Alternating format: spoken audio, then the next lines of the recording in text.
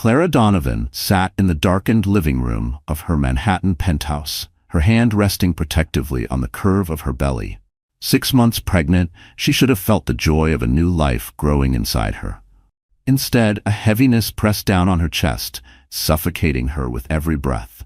The clock on the wall ticked toward midnight, but her husband, Richard Donovan, had not come home. He hadn't called, he hadn't texted, and deep down, Clara knew exactly where he was.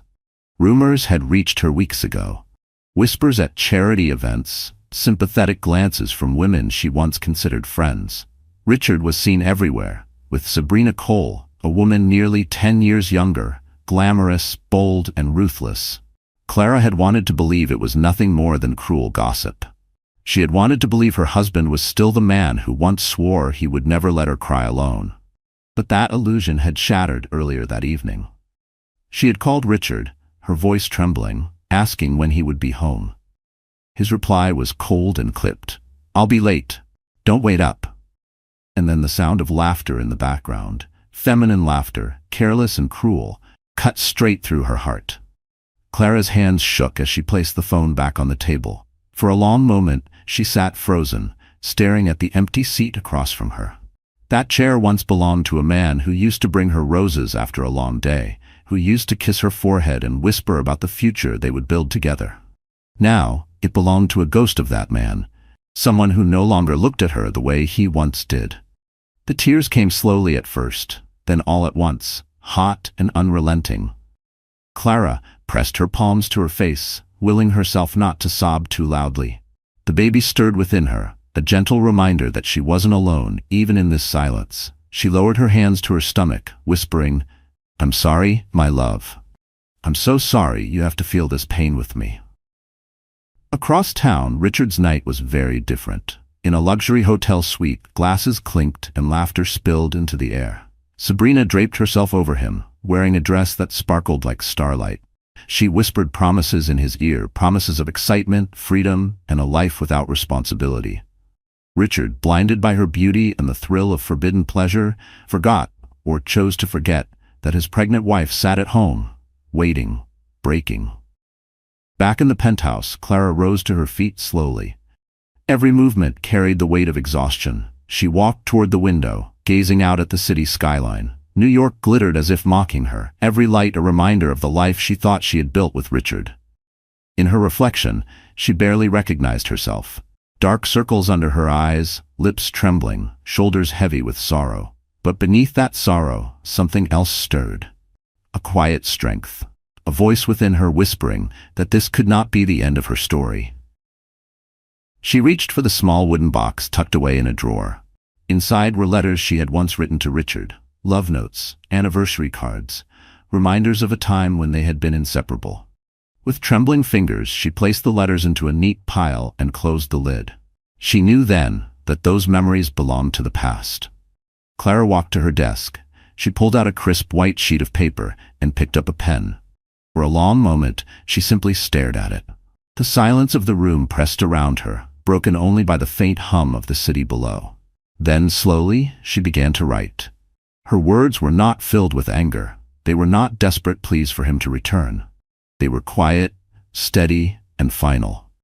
She wrote of betrayal, she wrote of disappointment, and she wrote of freedom, for herself and for the child she carried. Each stroke of the pen felt like releasing a chain that had bound her heart for too long. By the time she set the pen down, tears blurred her vision, but her hand no longer trembled.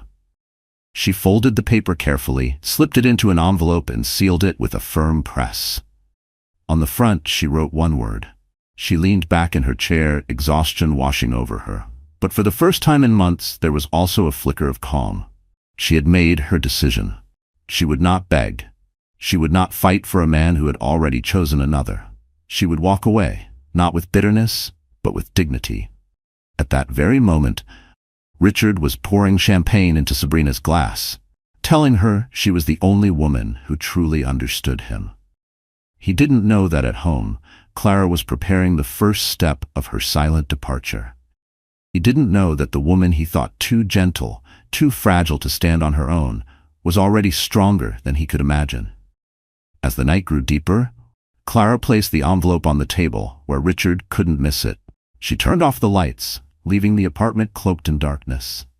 She walked toward her bedroom, her hand resting again on her belly. "Everything will change," she whispered softly. "Not because of him, but because of us." The baby kicked, as if in response. Clara allowed herself the faintest of smiles, though her eyes were still wet with tears. She climbed into bed, pulling the covers close, and closed her eyes. For the first time, she did not wait for the sound of keys turning in the lock. She no longer cared when Richard would come home, or if he came home at all. The hook of the story was set: a woman betrayed, broken, but unbending. A mistress basking in her temporary victory. And a husband blind to the storm he had unleashed. The runway of fate was waiting, and when the jet engines roared, lives would be changed forever. The morning light filtered weakly through the penthouse curtains, painting the room in shades of gray. Clara Donovan stirred awake, her hand instinctively reaching for the other side of the bed. Empty. The sheets were cold, untouched, a silent confirmation that Richard had never come home. Her chest tightened. She had half hoped, against all reason, that she would wake to find him there, perhaps contrite, perhaps pretending to care.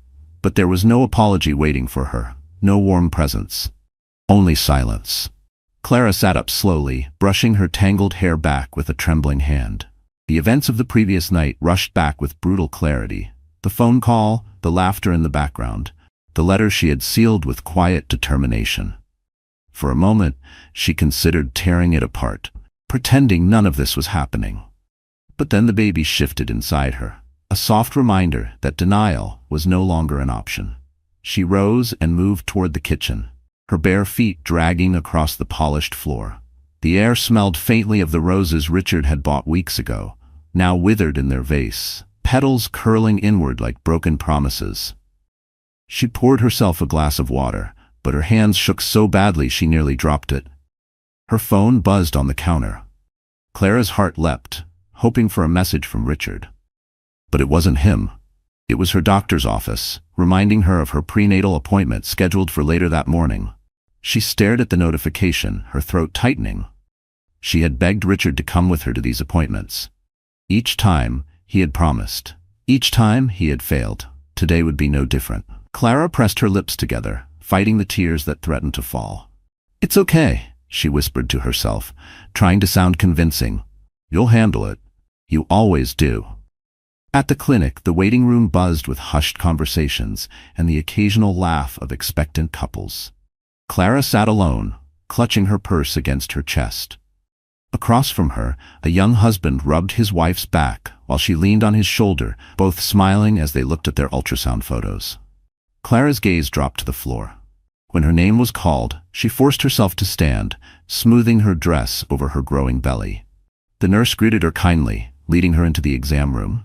Clara lay back on the table, her heart pounding. The doctor entered, cheerful and warm, but his eyes softened when he glanced at the empty chair beside her. "Is your husband not joining us today?" he asked gently. Clara's throat constricted. She wanted to lie, to say Richard was traveling or caught in a meeting. Instead, she swallowed hard and whispered, "No, he couldn't make it." The doctor gave her a sympathetic nod but didn't press further. He applied the gel and pressed the wand against her abdomen. Within moments, the sound of a steady, rapid heartbeat filled the room. Clara closed her eyes, tears sliding down her temples. The baby's heartbeat was strong, defiant, alive. For that moment, nothing else mattered. Not Richard, not Sabrina, not the whispers and betrayals, just the sound of her child's life echoing in the room. She let the tears flow silently, her lips trembling as she whispered, "You're all I need."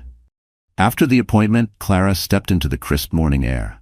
The city bustled around her, people rushing to work, cabs honking, life moving forward as if her world hadn't just collapsed. She stood on the sidewalk, clutching the ultrasound photo the doctor had handed her. The tiny outline of her baby stared back at her, fragile yet unyielding.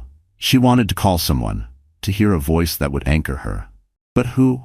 Her parents had passed years ago. Friends had drifted away, intimidated by her wealthy lifestyle, or too eager to gossip about Richard's affair. She had never felt more alone. Clara tucked the photo into her purse and hailed a cab. As she slid into the back seat, She pressed her forehead against the glass, watching the city blur past.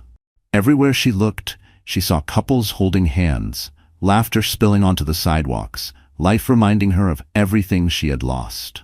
When she arrived back at the penthouse, the silence inside greeted her like an unwelcome guest. The envelope still sat on the table, untouched, its presence heavy in the room. Clara sank onto the couch, staring at it. She imagined Richard walking in, his eyes catching on the envelope. Would he laugh at her attempt at finality? Would he even care? The thought made her stomach twist. Her phone buzzed again. This time it was Richard. Her breath caught as she read the message. Working late again tonight. Don't wait up. That was it. No question about her appointment. No concern for her or the baby. Nothing. Clara let out a bitter laugh, though it quickly turned into a sob. She pressed her hands against her face, rocking slightly. The pain cut deeper than any physical wound. It wasn't just the betrayal of a husband.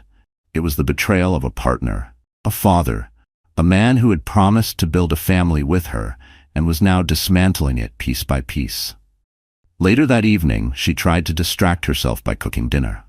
She set the table for two out of habit, but halfway through the meal, she realized the absurdity. She shoved the second plate aside and forced herself to eat, though every bite tasted like ashes. The baby kicked again, stronger this time. Clara placed her hand on her belly, her tears falling into her food. "Don't worry," she whispered. "I'll make sure you never feel unwanted. I'll be enough for you, even if he isn't." As night fell, Clara walked back to the living room. She picked up the envelope, holding it tightly in her hands. She traced the letters of Richard's name on the front, her chest tightening. For a moment, she almost tore it open, desperate to cling to the illusion of the life she once had. But then she remembered the doctor's words. "The baby is strong. You're doing well. Just take care of yourself." She closed her eyes, inhaling shakily. "Take care of yourself," she whispered. "That's what I need to do." Clara placed the envelope back on the table, this time with a sense of finality. She turned off the lights, letting the penthouse sink into darkness. In the stillness, she made herself a silent vow. She would no longer beg for Richard's attention. She would no longer measure her worth by his neglect. From this moment forward, she would live for herself and her child. It wasn't strength born out of choice, it was survival. But in that survival, Clara felt the faintest flicker of power. And though Richard didn't know it yet, the woman he thought he could discard was already rising. The days that followed felt like a blur to Clara Donovan. She went through the motions of life, eating, sleeping, attending her doctor's appointments, but inside, she was hollow. Each night, the penthouse grew colder, more silent, as Richard's absences stretched longer. He rarely called anymore. When he did, his words were sharp, perfunctory. The man she had once loved now spoke to her as though she were nothing more than an inconvenience. But the world outside did not stop. Richard Donovan was not only her husband, he was a well-known figure in New York society, a man admired for his business acumen and envied for his wealth. And Clara, whether she liked it or not, was still his wife. Invitations to charity galas, fundraisers, and social events continued to pour in. She had ignored them for weeks, too tired to put on a facade. Yet one invitation was impossible to refuse: the annual Winter Benefit Gala, hosted by the Donovan Foundation itself. For years, Clara had helped organize the gala, pouring her heart into every detail. It was supposed to be a celebration of generosity, of hope. This year, however, she knew it would be different. She debated not attending, but how could she not? It was her name, too, etched into the history of the foundation. And deep down, perhaps, she hoped Richard would at least stand beside her, if only for appearances. The night of the gala arrived, bitterly cold. Clara dressed carefully, slipping into a long, flowing gown of midnight blue that stretched over her rounded belly. She pinned her hair into an elegant twist, applied just enough makeup to hide the exhaustion etched into her features, and slipped on a pair of heels. She glanced at her reflection in the mirror. For a moment, she didn't see a broken woman. She saw dignity, resilience. Maybe that would be enough. Her car pulled up to the Grand Hotel ballroom, already buzzing with life. Flashing cameras lit up the night as paparazzi swarmed the red carpet. Clara stepped out, holding her clutch tightly, trying to ignore the murmurs around her. The cameras turned briefly toward her, but she could feel it. The curiosity, the pity. She straightened her spine, forcing a small smile. Inside, the ballroom glittered with chandeliers and champagne flutes, the air heavy with perfume and polished laughter. Clara scanned the crowd, searching for Richard. And then she saw him. He entered with Sabrina on his arm. Clara's heart clenched. Sabrina was dazzling in a crimson gown, her hand possessively looped through Richard's. He looked proud, as though parading her was an accomplishment, not a scandal. The room shifted as whispers spread like wildfire. Guests turned to watch, some hiding their smirks behind champagne glasses, others exchanging knowing glances. Clara froze, her feet rooted to the floor. For a moment she couldn't breathe. She felt every pair of eyes flicking between her and the woman clinging to her husband. Her cheeks burned, her palms clammy. "Clara." A woman's voice broke through the haze. It was Mrs. Harrington, an old socialite with a penchant for gossip. Her tone was sickly sweet, dripping with false sympathy. "Darling, you look radiant, but I must say Richard seems quite taken tonight, doesn't he?" Her eyes flicked pointedly toward Sabrina, who leaned in closer to Richard, whispering something that made him laugh. Clara forced a polite nod, though her stomach churned. She excused herself quickly, moving toward the far corner of the room. But no matter where she stood, she couldn't escape.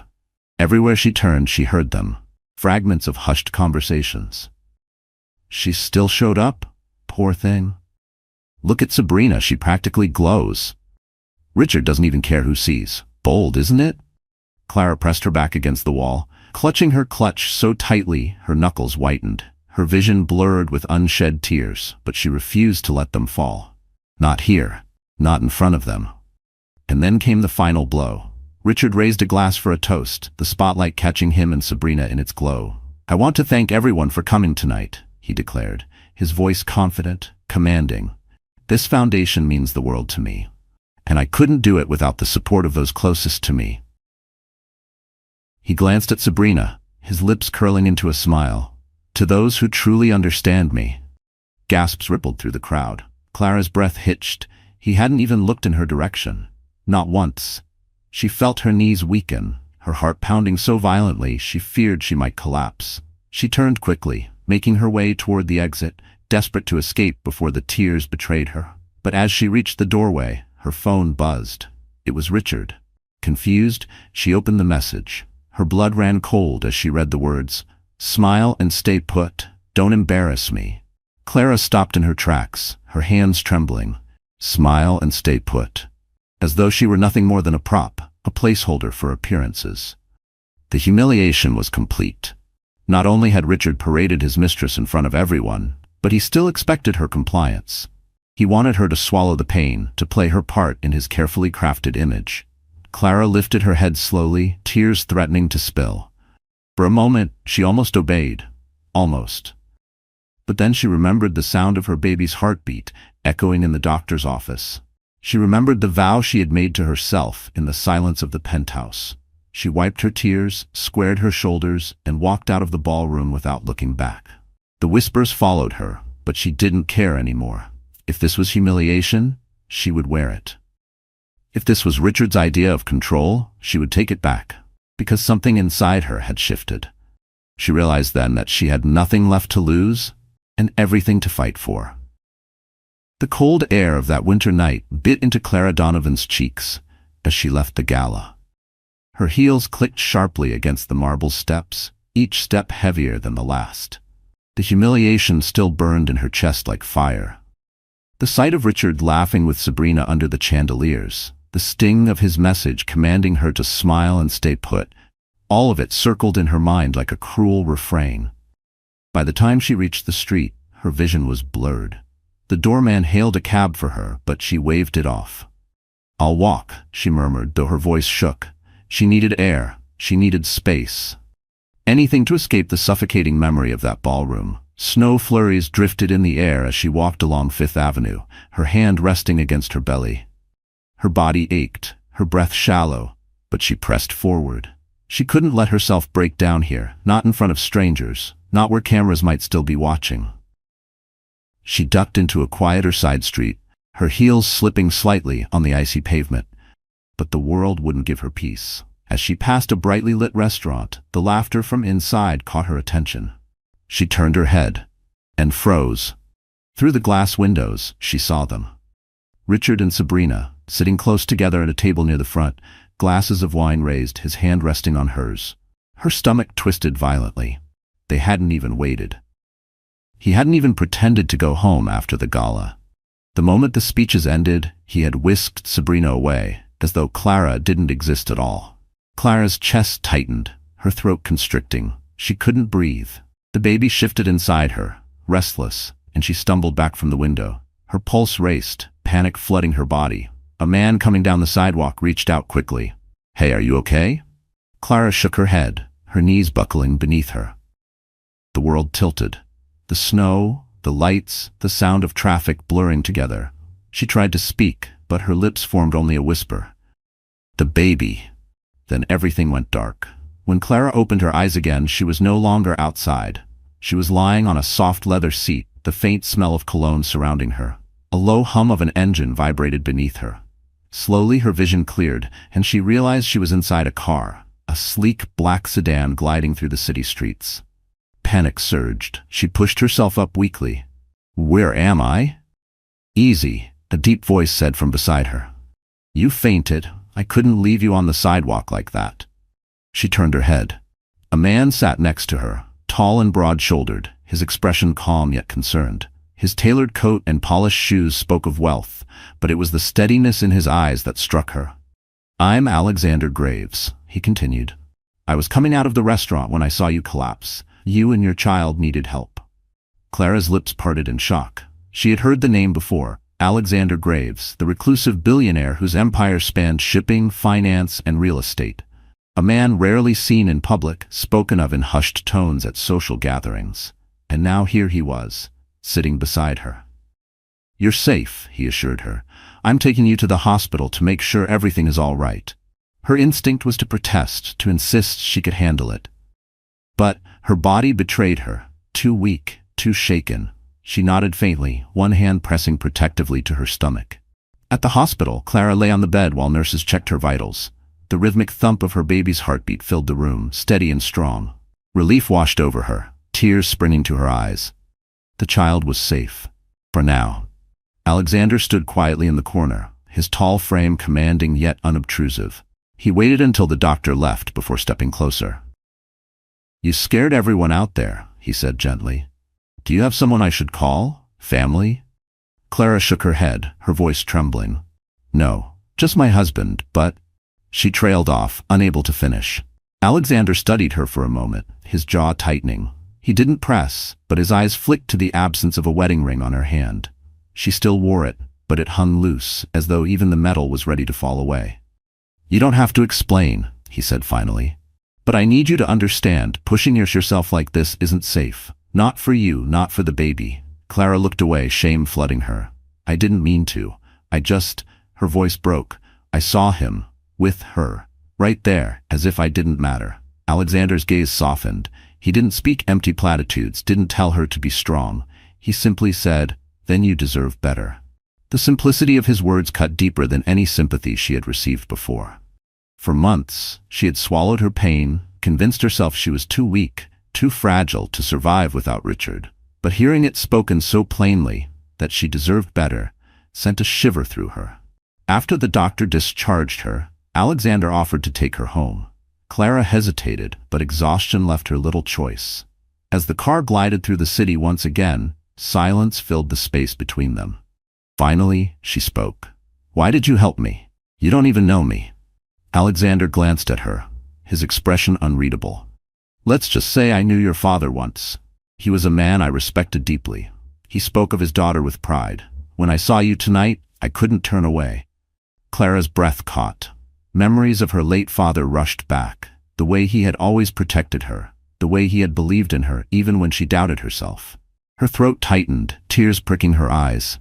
"You remind me of him," Alexander added quietly. "Strong, even when you don't feel it."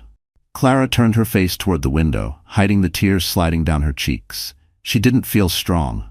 She felt broken, abandoned.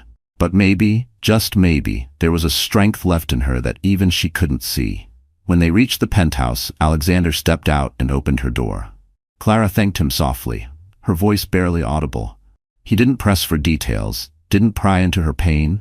He simply said, "Take care of yourself, and if you ever need help, real help, you know where to find me."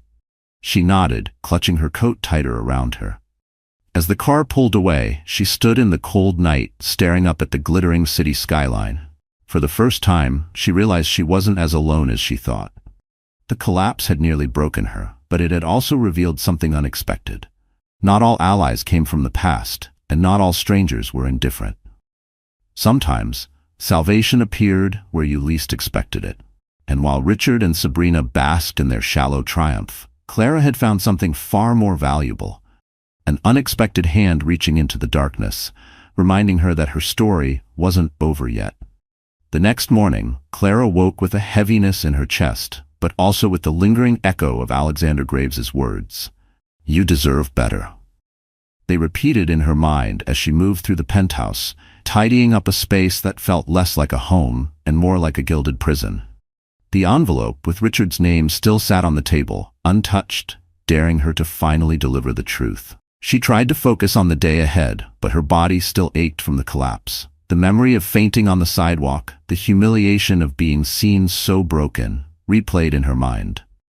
And yet, there had been something different this time. Someone had been there. Not to gossip, not to judge, but to help. Clara told herself she wouldn't see Alexander again. Men like him didn't linger. They helped, then disappeared. But as if summoned by her thoughts, her phone buzzed with an unfamiliar number. "Mrs. Donovan?" The deep, steady voice made her pause. "It's Alexander. I just wanted to make sure you and the baby are all right." Her throat tightened. No one had asked her that in months. Not Richard, not anyone. She found herself whispering, "We're fine. Thank you." "I'm glad," he said. "But forgive me for being blunt. You don't sound fine. Would you join me for lunch? Neutral ground. No expectations, just conversation." Clara hesitated. Every instinct told her to retreat, to avoid more whispers, more judgment. But something inside nudged her forward. She agreed, quietly, almost against her own will. The restaurant Alexander chose was discreet, a place where power brokers met in private booths, away from the eyes of paparazzi. Clara arrived cautiously, wearing a simple coat over her dress, her hair pulled back. She half expected stares, but the staff ushered her in smoothly, respectful and silent. Alexander was already seated, a cup of coffee before him.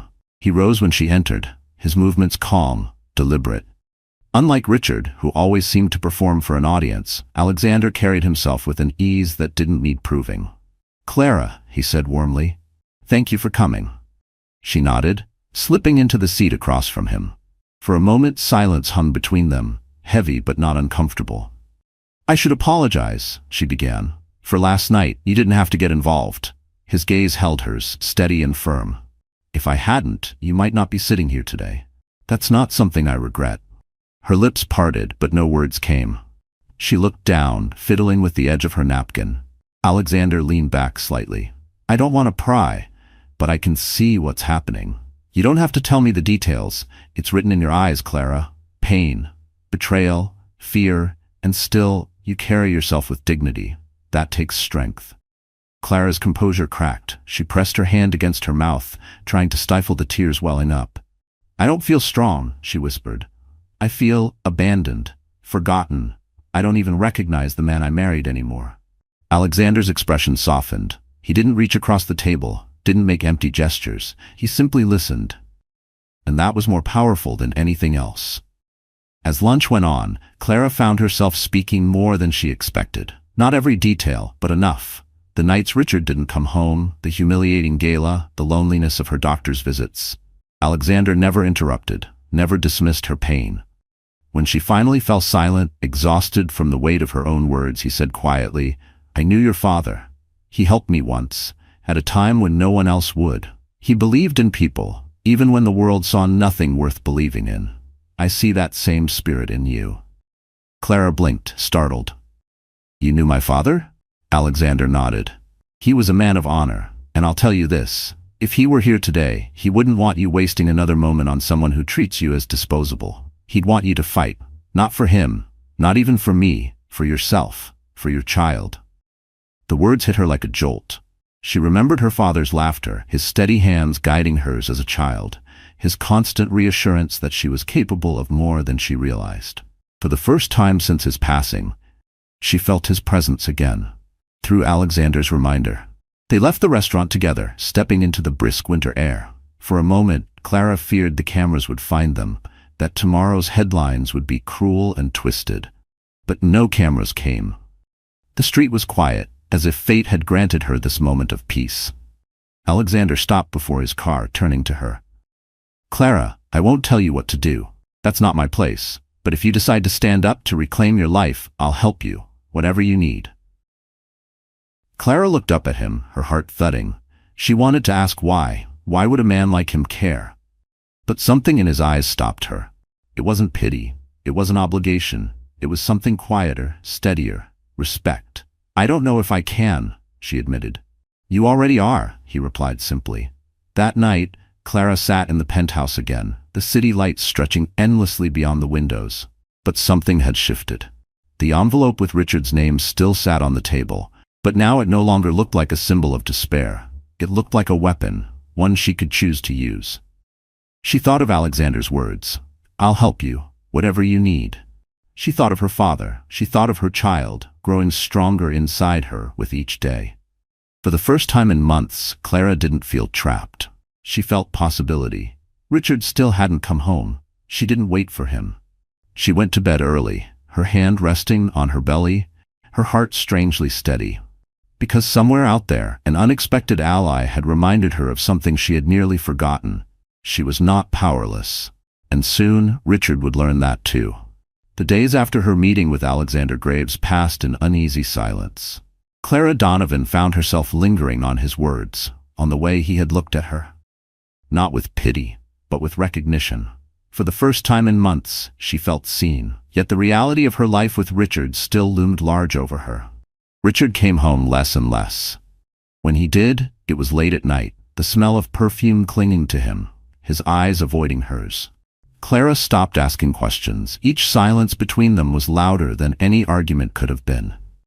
One evening, Clara sat at the dining table, staring at the untouched dinner she had prepared. The clock ticked past midnight. Still no sign of him.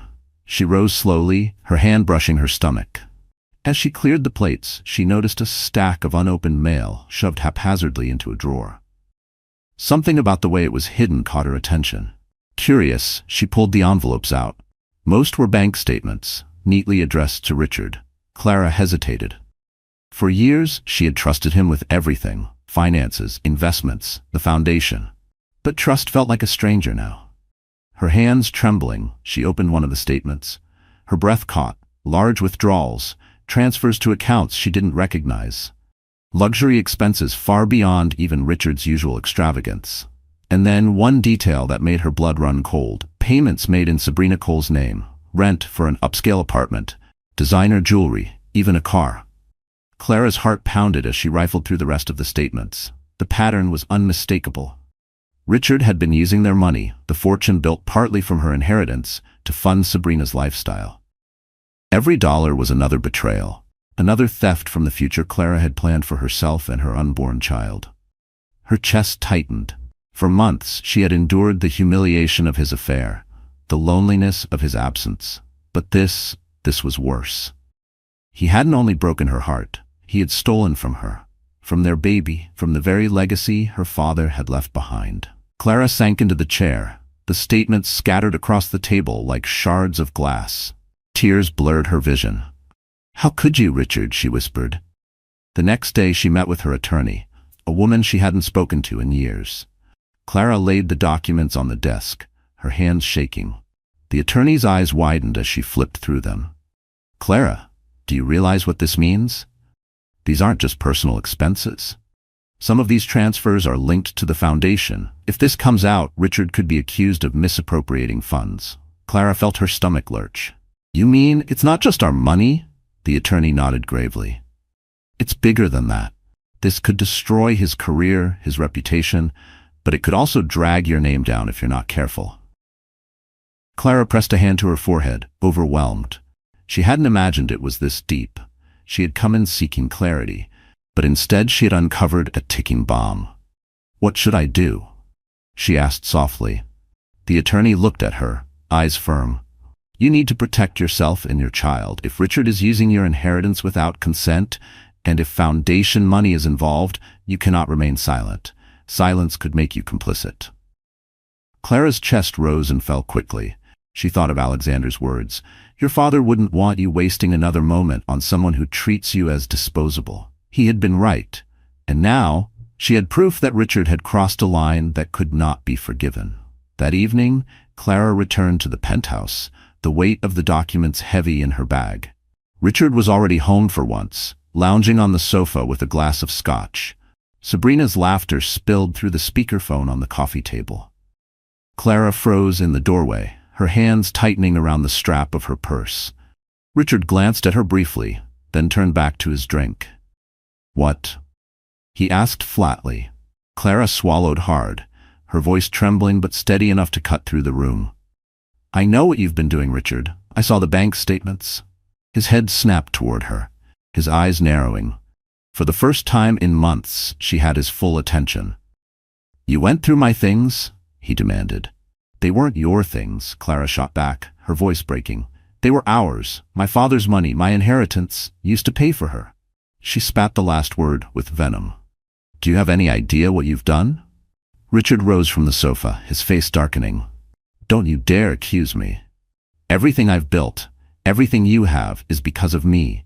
If I choose to spend money, it's my right. Clara shook her head, tears spilling down her cheeks. No, Richard. It's not your right to steal from me. It's not your right to steal from our child. And if the board learns you've been funneling foundation money into your mistress's pockets, you'll lose everything. For a moment, a silence filled the room, heavy and suffocating. Then Richard's lips curled into a bitter sneer.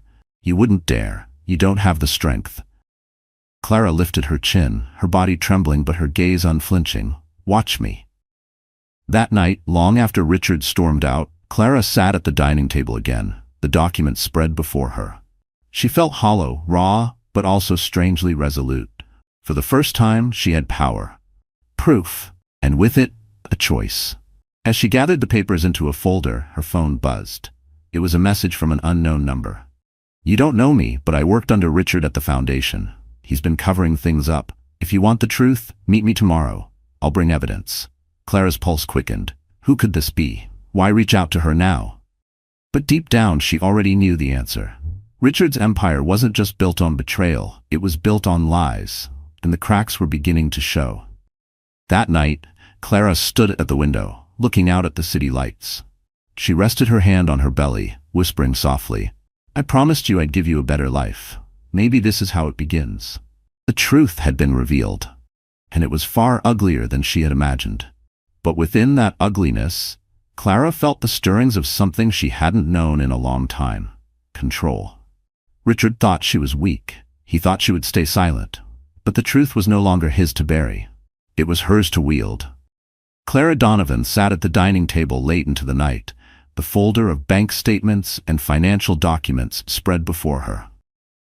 The city lights outside flickered against the glass windows, but inside the penthouse, the air was thick with tension. For months, Richard had made her feel powerless, invisible. But now she had proof that could shatter the carefully constructed empire he clung to. Her phone still displayed the anonymous message. I worked under Richard at the foundation. He's been covering things up. If you want the truth, meet me tomorrow. I'll bring evidence. Clara traced the words with her finger, her heart racing. A part of her wanted to delete the message, to retreat into the safety of silence. But another part, the part that had been awakened by Alexander's encouragement, by the sound of her child's steady heartbeat, refused to be ignored. This ends, she whispered to herself. The following morning, Clara dressed simply, pulling on a long coat and scarf that disguised her figure. She slipped out of the penthouse quietly, careful not to draw attention. Richard was gone, likely with Sabrina, lost in his own illusions of control. The cafe where she was told to meet was tucked away on a quiet street. Clara entered cautiously, her eyes scanning the room. At a corner table sat a young man in his early 30s, his nervous fingers tapping against a folder. When he saw her, he stood quickly. Mrs. Donovan? He asked in a low voice. Clara nodded, sliding into the seat across from him. You sent me the message. He glanced around before leaning closer. My name is Daniel Reed. I used to manage accounts for the Donovan Foundation. Richard fired me when I asked too many questions. Clara's pulse quickened. What kind of questions? Daniel opened the folder, pushing documents toward her. Questions about why large sums of money were being rerouted into shell companies, why expenses for Sabrina Cole were being written off as business development, why donors' money was disappearing. Clara's eyes scanned the papers, her hands trembling. The evidence was damning. Transfers, falsified invoices, signatures that weren't hers but bore her name. If the authorities see this... Clara's voice caught. Daniel nodded grimly. Richard could lose everything. His company, his freedom. I tried to stop it, but no one believed me. They all feared him. But you have the power to expose him. You're his wife. Your testimony, combined with this, could end it. Clara closed her eyes for a moment, overwhelmed. She had come seeking answers, and now she held the weapon that could destroy Richard's entire world. That evening, Clara sat once more in the penthouse, the folder on her lap. Richard entered close to midnight, reeking of alcohol, his tie loose around his neck. He barely glanced at her as he poured himself a drink. You're still up? He muttered. Clara studied him quietly. For the first time, she didn't see the man she had married. She saw the arrogance, the decay, the selfishness that had always been there, now laid bare. I met someone today, she said softly. Richard looked up, suspicious. What do you mean? A former employee of the foundation. He showed me where the money has been going. Shell companies, Sabrina's apartment, cars, jewelry. The glass in Richard's hand trembled slightly. You don't know what you're talking about. Clara opened the folder and spread the papers across the table. Don't I? Richard's face darkened. He slammed the glass down, his voice sharp. Where did you get this? Who gave it to you? Clara's eyes never wavered. Does it matter? The truth is here, and I'm done protecting you. For a long moment, a silence stretched between them. Then Richard laughed bitterly. You think anyone will believe you? You've been hiding in this penthouse, too weak to even step outside. You're nothing without me, Clara. Nothing. Clara felt her hands tremble, but she steadied them against the table. She thought of Alexander's words. You already are strong. She thought of her father. She thought of her child. I may be nothing to you, she said, her voice steady, but I am everything to my child, and I won't let you steal from us any longer. The next day, Clara made her move. She met privately with her attorney, handing over both the bank statements and Daniel's documents. The attorney's eyes widened. Clara, this is enough to open a full investigation. Are you ready for that? Clara nodded. I don't want to destroy him out of spite. I want to protect my baby. I want what is mine. Her attorney placed a reassuring hand on hers. Then that's exactly what we'll do. Quietly, strategically, he won't see it coming. And so it began.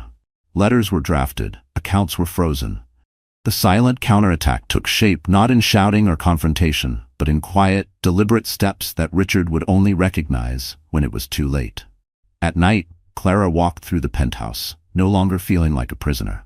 Each document signed, each call made was a thread cut from the net Richard had tried to trap her in. When he texted her curtly, "Stay out of my way," she didn't respond. When he stumbled home, demanding dinner, demanding her silence, she simply observed him, her mind already 10 steps ahead. And when he noticed the shift in her eyes, the calm defiance, he frowned. "What are you planning, Clara?" She only smiled faintly. "You'll see." One evening, as she prepared tea in the kitchen, her phone buzzed again. It was a message from Alexander. "I hear you've started moving quietly. Good. Just remember, you don't have to do this alone." Clara's lips trembled into the faintest smile. She typed back, her fingers steady. "Thank you, but this time it has to be on my terms." She set the phone down, lifting her cup to her lips. The tea was warm, soothing. For the first time in months, she tasted strength. The counterattack had begun, not with noise, not with fury, but with silence sharper than any blade. And Richard Donovan, so certain of his control, had no idea that the woman he had dismissed as weak was already dismantling him. Piece by piece. The winter wind howled across the private runway, carrying with it the low roar of jet engines preparing for departure. Clara Donovan stood at the edge of the tarmac, her coat pulled tightly around her swollen belly, her clutch clutched firmly in her hands. The night was cold, but her resolve burned hotter than ever. For weeks, she had prepared silently, gathering documents, freezing accounts, meeting with lawyers in secret. The silent counterattack had cut deep, but tonight was different. Tonight would not be silent. Tonight would be final. The sleek jet waited behind her, its door open, a steward standing by. The invitation had not come from Richard but from Alexander Graves, who had quietly arranged the flight. "You don't have to stay in that prison anymore," he had told her. "Leave on your terms." And she would. But not before ending this charade once and for all. Headlights pierced the darkness. A black luxury car pulled up near the runway. Clara's heart pounded, but her face remained calm as Richard Donovan stepped out, Sabrina Cole clinging to his arm. Richard's expression was a mixture of arrogance and irritation. He was dressed sharply, but the smirk he wore faltered slightly when he saw Clara standing there, poised, unshaken. Sabrina, however, radiated smug triumph, her crimson lips curving as she pressed closer to Richard. "Well, well," Richard drawled, his voice thick with condescension. "What are you doing here, Clara? This isn't your scene." Clara said nothing. She only lifted her chin, her gaze cold and steady. Sabrina laughed lightly, her voice dripping with mockery. "Honestly, Clara, you should have stayed home. Look at you, trying to play strong, but everyone knows Richard has moved on." Clara's fingers tightened around the envelope in her hand. Slowly, deliberately, she stepped forward and extended it toward Richard. "This," she said quietly, her voice carrying in the cold air, "is the last thing you'll ever get from me." Richard frowned, taking the envelope. He tore it open, pulling out the papers inside. His eyes scanned the words, and for the first time, his confidence cracked. "Divorce. Signed, sealed. Irrevocable." His face paled. You're divorcing me?" Clara's gaze didn't waver. "You thought I was weak. You thought I would tolerate everything, the lies, the affair, the theft. But you were wrong. I am finished with you, Richard." The silence that followed was broken only by the rumble of the jet engines. Sabrina blinked, confusion flashing across her face before she forced a laugh. "So what? You think leaving him is some kind of victory? He doesn't need you. He has me." Clara turned her eyes toward Sabrina, her tone sharp but calm. "You think being paraded around is love? You think a man who betrays his wife and child will ever be loyal to you? Enjoy the scraps he throws at you, Sabrina. They won't last." Sabrina's smile faltered, but before she could respond, Richard's voice rose, desperate and angry. "You can't do this. You think you'll survive without me? You're nothing without me, Clara." Clara's lips curved into the faintest smile. "I already have survived without you, and I will thrive. You just don't realize it yet." The steward at the jet door motioned gently. Clara stepped forward, her heels clicking against the pavement. Each step was a declaration. She was no longer the woman who waited by the window for a man who never came home. She was no longer the woman who swallowed humiliation in silence. She was free. But behind her, Sabrina's voice rose, sharp and shrill. "Richard, you're not going to just let her walk away, are you? Do something. Stop her." Richard stood frozen, the divorce papers trembling in his hand. For once, he had no words, no power. Clara climbed the stairs slowly, her hand brushing her belly, her strength radiating in every movement. At the top, she paused and looked back one final time. Richard's face was ashen, his mouth parted in shock. Sabrina was clinging to him, but her eyes darted with panic. Around them, the runway lights gleamed like witnesses to their downfall. "You made your choice, Richard," Clara said firmly, her voice steady against the wind. "Now I've made mine." She turned and stepped inside the jet. The door closed behind her with a soft, final thud. Inside, warmth enveloped her, the hum of luxury engines steady and strong. Alexander Graves sat near the window, rising as she entered. He didn't smile triumphantly. He didn't gloat. He simply inclined his head, as though acknowledging her victory. "You did it," he said quietly. Clara sank into the leather seat, exhaustion and relief washing over her. "No," she whispered, resting her hand on her belly. "We did it." Through the window, she caught one last glimpse of the runway. Sabrina was on her knees, pleading, her voice lost in the roar of the engines. Richard stood stiff, his face pale, clutching the divorce papers that sealed his downfall. The jet engines roared louder, drowning out the chaos outside. The plane began to move, carrying Clara away from the life that had once trapped her. As the city lights disappeared beneath her, Clara closed her eyes. For the first time in a long time, Her heart felt lighter. The betrayal had nearly broken her, the humiliation had scarred her. But the runway had given her something new. Release. She wasn't just leaving Richard, she was leaving behind the woman who had once believed she couldn't survive without him. Now she was someone else, stronger, wiser, free. And while Richard's empire crumbled under the weight of his own corruption, Clara's new life was just beginning. On her terms, with her dignity intact, and with her child's future secured. The morning after Clara's departure spread across the headlines like wildfire. Newspapers and gossip sites screamed the story. Philanthropist Richard Donovan served divorce papers at private jet runway. Pictures of him clutching the envelope, his face pale with shock, circulated online. And right beside him, Sabrina Cole, visibly distraught, her glamour stripped away under the unforgiving flash of cameras. For years, Richard had commanded respect. He was the man who hosted galas, signed million-dollar deals, and strutted into boardrooms with arrogance.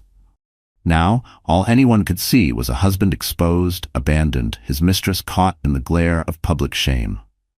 Inside the Donovan Corporation offices, chaos brewed. Board members convened emergency meetings, whispers of financial misconduct spilling through the halls. Clara's attorneys had moved swiftly, freezing accounts tied to her inheritance. At the same time, Daniel Reed's documents began circulating among the board. It was undeniable. Funds had been misused, and Richard's fingerprints were all over the evidence. Richard stormed into the boardroom that afternoon, his temper barely restrained. "This is nonsense," he barked, slamming his fist against the table. "Those documents are fabricated, lies spread by people jealous of my success." The chairman, a man Richard had once considered an ally, looked at him coldly. "Enough, Richard. The evidence is overwhelming. Millions diverted into shell accounts. Expenses under Sabrina Cole's name marked as business development. Do you take us for fools?" Richard's face flushed red. He glanced around the room, searching for support, but found only grim expressions. Whispers he had once ignored were now knives pointed in his direction. "You're suspended, effective immediately," the chairman declared. "Pending investigation. The Donovan Corporation cannot afford to sink with you." The words struck like a hammer. Richard, once untouchable, felt the ground shifting beneath his feet. At the penthouse, Sabrina paced nervously, her manicured nails biting into her palms. When Richard returned, his face stormy, she rushed to him. "What's happening? Tell me they can't touch you," she demanded. Richard poured himself a drink with shaking hands. "They've turned on me. The board, the donors, they're all against me now. Clara, she planned this." The mention of Clara's name made Sabrina's lips curl in disdain. "So you're saying your pregnant wife outsmarted you?" she hissed. "Maybe you're not as powerful as you think." Richard's eyes blazed. "Watch your mouth." But Sabrina wasn't intimidated anymore. The glamour of being his mistress was fading fast. The lavish gifts had slowed, the financial safety net slipping through her fingers. She thought she had secured a future, but now she saw the truth. Richard was crumbling, and he had nothing left to offer. "I didn't sign up for this," she snapped. "I won't be dragged down with you." Richard froze, his glass halfway to his lips. "What are you saying?" "I'm saying I'm done." She grabbed her purse, her heels clicking against the marble floor. "Find someone else to worship you. I'm not going down with a sinking ship." And with that, she was gone. Richard stood in the silent penthouse, the weight of the divorce papers heavy in his mind, the echo of Sabrina's footsteps still ringing in his ears. For years he had believed he could control everything, his business, his marriage, his mistress, his image. Now all of it was gone, slipping through his fingers like sand. He poured another drink, but it did nothing to numb the fear gnawing at him. For the first time in his life, Richard Donovan was truly alone. Meanwhile, across the city, Clara sat in Alexander Graves's office, the warm glow of sunlight streaming through tall windows. She cradled a cup of tea, her eyes fixed on the skyline. "You've made headlines," Alexander remarked, his voice calm but edged with admiration. "The way you handled it, quiet, decisive, unflinching. He never saw it coming." Clara smiled faintly, though her eyes were tired. "For so long I let him control the narrative. I thought silence was weakness, but silence, it became my weapon." Alexander leaned forward, his gaze steady. "You've taken back everything he stole from you, and more importantly, you've proven something to yourself, that you are not defined by him. You never were. Clara placed her hand on her belly, feeling the gentle kick of her child. I did it for us, for this life inside me. I couldn't let him drag us down with him. Her voice trembled, but her resolve was clear. She wasn't celebrating revenge, she was claiming survival. News of Richard's downfall spread beyond New York. Donors pulled out of projects, regulators announced formal investigations. Reporters hounded him at every turn, their questions merciless. Mr. Donovan, did you use foundation money to fund your mistress's lifestyle? Have you been served divorce papers by your wife? Will you resign permanently? Each question chipped away at the image he had crafted. Each headline pushed him further into disgrace. One evening, Richard sat alone in a dimly lit bar, staring into his glass. The televisions above the counter replayed footage of Clara boarding the jet, calm and composed, while Sabrina begged at the runway. The contrast was brutal. Clara, dignified in her departure. Richard, humiliated in his desperation. The bartender leaned closer. Rough week, huh? Richard didn't answer. He only lowered his head, the divorce papers still haunting him. Across the ocean, in the warmth of a foreign villa Alexander had arranged, Clara walked barefoot along a sunlit terrace. She wore a simple dress, her hair loose around her shoulders. The air smelled of the sea, fresh and free. She paused, resting her hand against her belly. We're safe now, she whispered to her unborn child. No more lies, no more pain, just us, and a new beginning. Alexander joined her on the terrace, offering a gentle smile. You've come a long way, Clara. Don't forget to breathe. The storm is behind you. Clara exhaled, her shoulders relaxing for the first time in months. She knew there were still battles ahead. Legal fights, custody discussions, endless headlines, but none of it mattered as much as this moment. She had walked away with her dignity, her child, and the strength she once thought she'd lost. And Richard?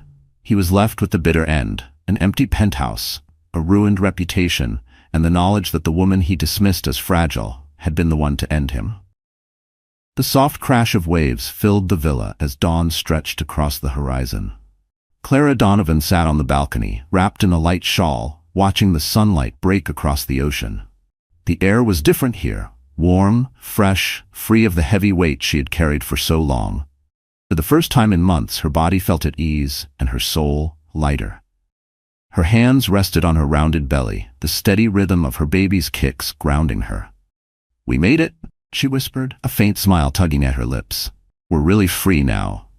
The words felt almost foreign. Freedom. She had dreamed of it in the darkest nights, when Richard's betrayal crushed her, when Sabrina's smirk haunted her. And now, it wasn't a dream, it was reality.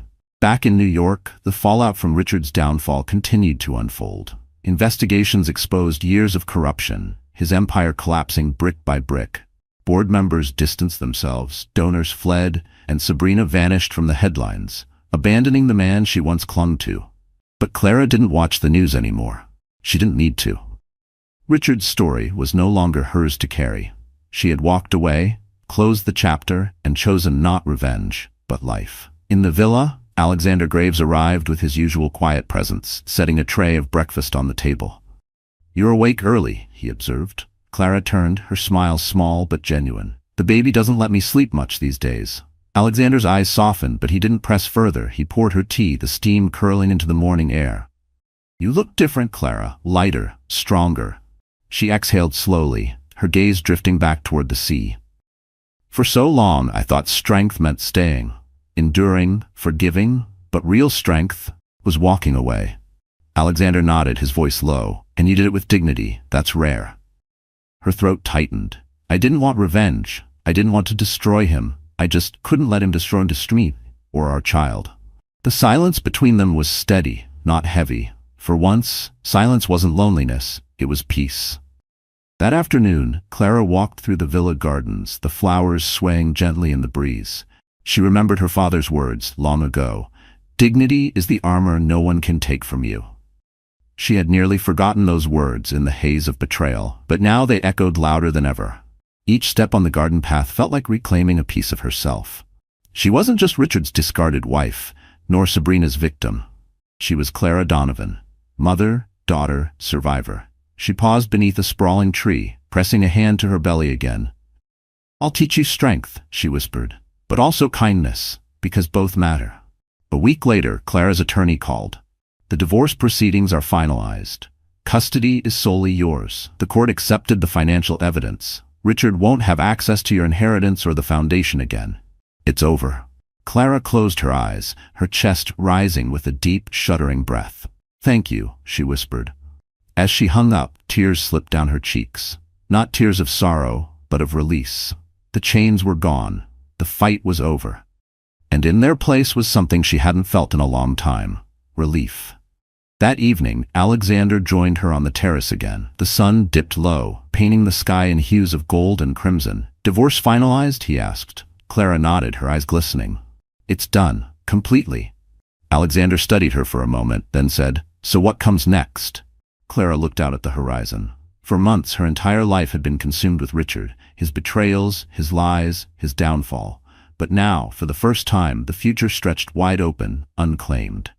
I don't know yet, she admitted softly, but whatever it is, it will be mine. Not his. Not anyone else's, just mine. Alexander smiled faintly, raising his glass of wine. To new beginnings. Clara lifted her own glass of water, the corners of her lips curving upward. To freedom.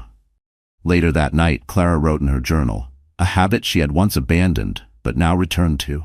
Her words flowed freely, pouring out everything she had kept bottled inside. I thought I was broken.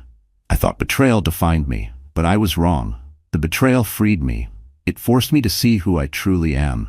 I am stronger than the silence, braver than the pain, and worth more than his lies.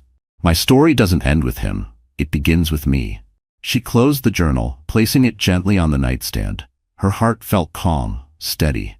Across the city, Richard sat in the darkened ruins of his penthouse, his phone buzzing with unanswered calls. Sabrina was gone. The board had turned against him, and the world had stripped him of everything he once valued. In his hands still lay the divorce papers Clara had given him, the ink bold and final. He thought of her, boarding the jet without hesitation, her head held high. That image haunted him more than anything. The quiet dignity of a woman he had underestimated until it was too late. For Richard, the end had come bitter and cold. But for Clara, it was the beginning of something far greater. The next morning, Clara awoke to the sound of waves and birdsong. She stretched slowly, savoring the simple joy of peace.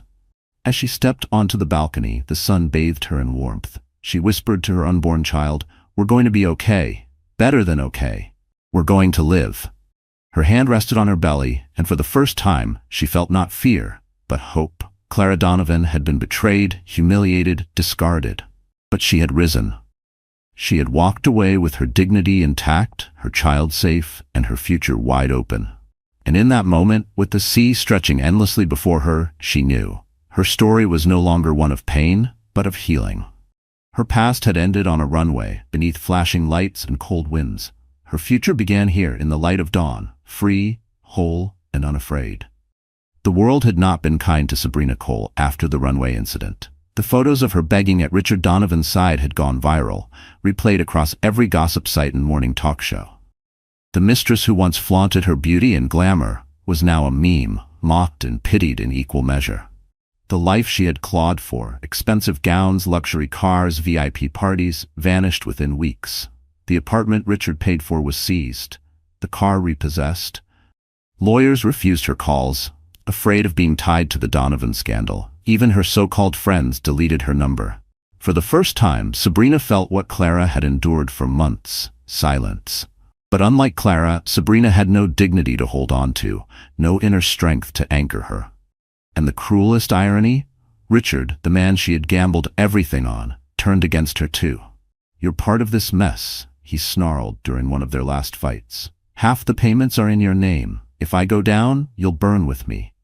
That was the night Sabrina left, her heels clicking out of his penthouse forever. She carried nothing but her purse and the haunting knowledge that she had lost everything she thought she had won. Meanwhile, Clara Donovan's life could not have been more different. In the warmth of Alexander Graves's villa, she cradled her unborn child and breathed in freedom. For the first time in months, she slept without fear. The divorce was finalized. Her dignity was intact, her inheritance secured. And Richard? He was left with empty accounts, an empty penthouse, and an empty life. One evening, as the sun dipped into the sea, Clara stood on the terrace, a glass of water in hand. Alexander joined her quietly, setting his drink on the railing beside hers. "You know," he said softly, "in every story like this, the mistress thinks she's won. But she never does. She always ends up more broken than the wife she mocked." Clara exhaled slowly. "I don't feel triumphant. I don't need to. Knowing she paid her own price, that's enough." Alexander studied her for a moment, the glow of sunset reflecting in his eyes. "That's what makes you different, Clara. You didn't fight for revenge. You fought for freedom. That's why you won."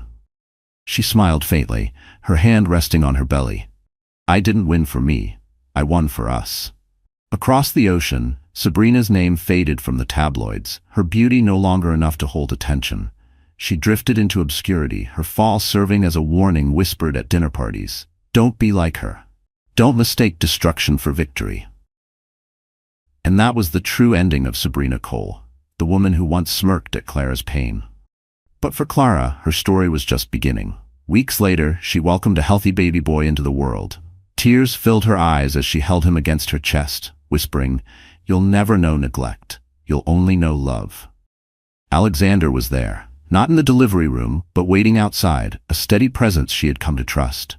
When the nurse placed her son in her arms, Alexander stepped closer, his voice low and respectful. "He's strong," he said, "just like his mother." Clara looked up at him, her eyes tired but shining. "Thank you for being here." Alexander shook his head. "You don't owe me thanks. I'm honored just to witness this new beginning." In the months that followed, Clara built a life of peace. She focused on motherhood, on rediscovering who she was without Richard's shadow. And Alexander never pressured, never rushed. He was simply there, an ally, a friend, a man who understood the value of dignity. But sometimes, in the quiet evenings when the baby slept and the sea sang softly outside, Clara would catch his gaze lingering just a little longer. And for the first time, she didn't fear the possibility of love again. She wasn't ready yet, but one day maybe, because Clara's story was no longer one of betrayal, humiliation, and loss.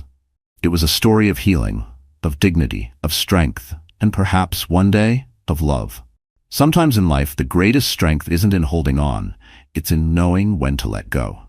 Clara's journey shows us that dignity is more powerful than revenge, and healing is more valuable than any victory.